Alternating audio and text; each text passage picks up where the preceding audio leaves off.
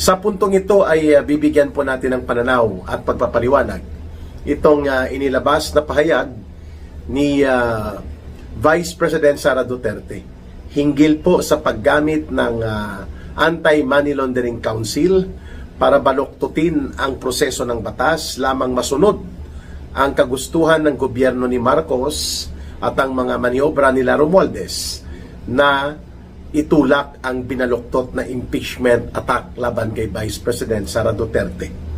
Nagpahayag din po ang ating pangalawang Pangulo ng kanyang paglilinaw hinggil sa paulit-ulit na pagkuha sa basurahan ng nabubulok na mga pahayag na paulit-ulit na lang ginagawa ni Trillanes laban sa pamilyang Duterte. 10 years ago, ganyan na po ang kanyang naratibo nung siya noon ay nasa Senado pa. Hindi nagbago, ibinabasura ng mamamayan, ibinabasura mismo ng mga sinasabi niyang source niya, at ngayon inuulit niya at binigyan pa siya ng plataforma ala Viva Max showmanship. Kagaya ng kanyang ginamit sa script nila Madriaga. So may paliwanag po si Vice President Sara Duterte. At una, binanggit po niya na kung nagnanakaw siya at gumagamit ng pondo ng mga mamamayan, pondo ng pamahalaan, bakit pa siya magsasagawa ng bank transactions kung ganun ang gagawin niya dahil matitrace po ito sa kanya. Tama naman po, no? Bakit niya gagawin ang isang bagay na maghuhulog ng ebidensya sa kanya? Pangalawa, nilinaw niya na hindi pwede labagin ang specific na batas tungkol sa bank secrecy law at pati na ang anti-money laundering law.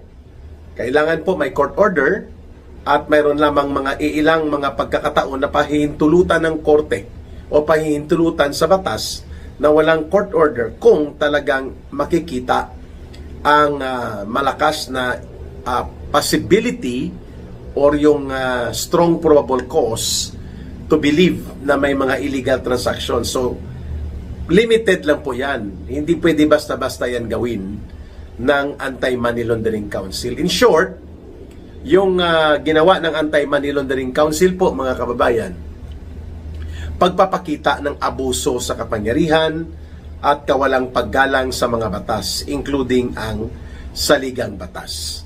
Sa panayam nga namin kay Atty. Harry Roque, tinawag niya ito na criminal operations. At mabuti na pinoint out ni Vice President Sara Duterte na hindi sila nababahala sapagkat yung ginawa sa Committee on Justice sa House of Representatives, kinuha nila pati po ang bank transactions at mga financial bank records mula 2006 hanggang 2026. Almost 20 years yan, mga kababayan, upang ipakita na kunwari bilyones ang transaksyon na pinasukan ni Vice President Sara Duterte at ng asawa niyang si Mans Carpio.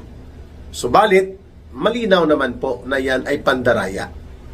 Hindi lamang illegal, labag sa batas, sa Bank Secrecy Law, sa Anti-Money Laundering Act, at pati na rin po, mga kababayan, sa pandaraya sapagkat hindi nangangahulugan na ang isang mahabang transaksyon ng deposits, withdrawal, at ano pa man na mga pagkakaroon ng financial transactions ay nangangahulugan na nagnakaw ang isang tao unless the correlation of established belief for a probability of a cause na may nangyaring ganon ay mayroong kaakibat po na magkakadugtong na pangyayari o magkakadugtong na mga sirkumstansya, which klarong-klaro naman po, mga kababayan, na hindi sakop ng impeachment complaint ang taon 2006 hanggang 2022 sa unang bahagi sapagkat hindi pa po impeachable official si Vice President Sara Duterte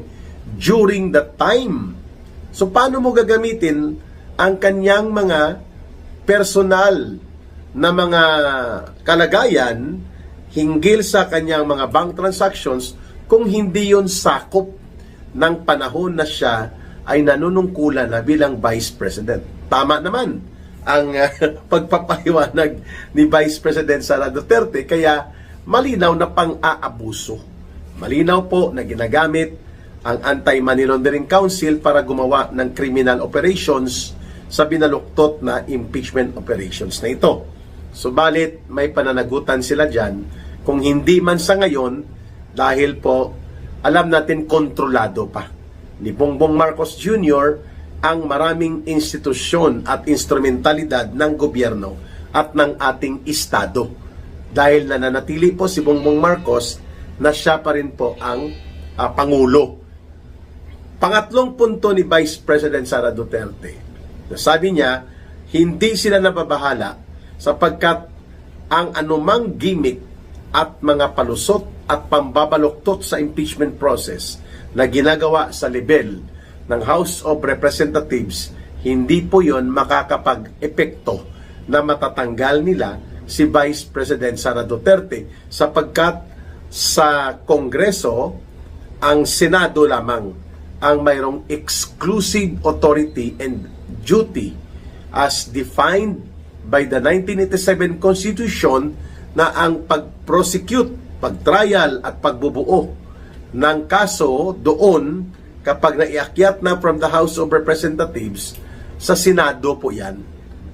Being convened o binuo ang kapulungan ng Senado bilang impeachment court. Doon pa lilitisin si Vice President Sara Duterte at malabo na siya po ay matatanggal sapagkat itong mga criminal at baluktot na operations dito sa Committee on Injustice sa House of Representatives, hindi makakatayo po yun pagdating sa impeachment court sa Senado. Itong Madriaga Bicoy Part 2 na mga kalokohan at mga gawa-gawang kwento, hindi makakalusot po yan pagdating sa cross-examination, interpellation, and test of evidence na gagawin po ng legal defense team ni Vice President Sara Duterte sa Senate Impeachment Court. So malinaw na bulagta ito. Ganon din po ang paggamit ni Trillanes ng kanyang sariling kathang isip na mga figures, allegations laban kay Vice President Sara Duterte. Walang saysay po yon sapagkat ang hahatol at magsasagawa ng kanilang pagbibigay ng desisyon kung guilty or hindi or convicted o hindi si Vice President Sara Duterte, sa Senado lang po yan pwedeng mangyari.